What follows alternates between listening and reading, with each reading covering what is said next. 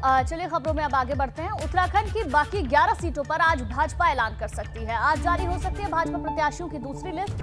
भाजपा का 11 सीटों पर प्रत्याशियों के नाम का ऐलान होना अभी बाकी रह गया है। बिल्कुल, और 59 सीटों पर भाजपा घोषित कर चुकी है अपने प्रत्याशी। टिकट दावेदारी को लेकर भाजपा में घमासान मचा हुआ है। अब 11 सीटों को लेकर जहां लगातार ये मंथन किया भी जा रहा था, टिकट दावेदारी को लेकर भाजपा में काफी खींचतान भी नजर आ रही है।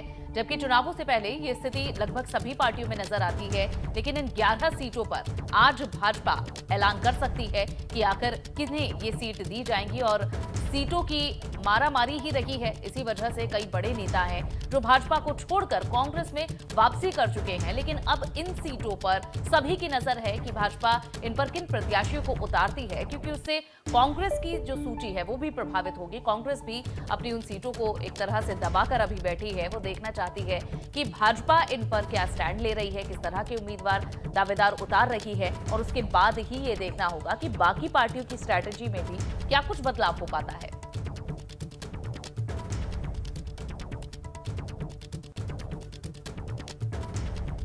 बिल्कुल अनु, अगर देखें तो ये 11 सीटें काफी अहम हो जाती हैं, क्योंकि हमने देखा कि जब पहले सूची आई भाजपा की तो उसमें बगावती सुर भी सुनने में आए। और ऐसे में ये 11 सीटें कई मायनों में खास, एक तो मंथन बड़ा लंबा इस पर चला है, और दूसरी बात कि लगातार टिकट के दावेदार दिल्ली में डेरा जमाए हुए बैठे हुए हैं कि आखिर टिकट उन्हें मिल जाए। देखना होगा इन सीटों पर किसे उतारा जाता है।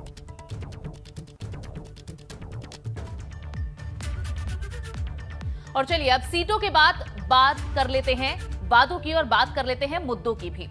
दरअसल इंडिया गेट से अमर जवान ज्योति और वॉर मेमोरियल ज्योति के विलय को लेकर कांग्रेस हमलावर नजर आ रही है। लगातार प्रदर्शन किए जा रहे हैं और इस मुद्दे को भुनाने की कोशिश कांग्रेस इन चुनावों में करती नजर आ रही है। माहौल जो चुनावी है इसमें कांग्रेस इस मुद्दे को भुनाने का प्रयास कर रही है। शनिवार को देहरादून में कांग्रेस के राष्ट्रीय प्रवक्ता गौरव वल्लभ ने एक प्रेस कॉन्फ्रेंस कर केंद्र सरकार को इस मामले में घेरा है।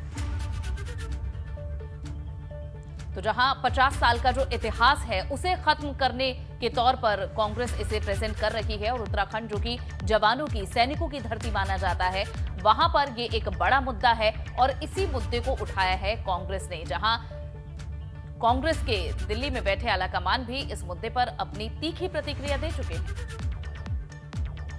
आपने इंदिरा गांधी जी के नाम की लौ को नहीं बुझाने का काम किया है। आपने भारतीय सेना के सैनिकों की वीरता, साहस और उनके अदम्य पराक्रम को बुझाने का काम किया है। और उत्तराखंड की वीर जनता इसके लिए हिंदुस्तान की सरकार को कभी माफ नहीं करेगी।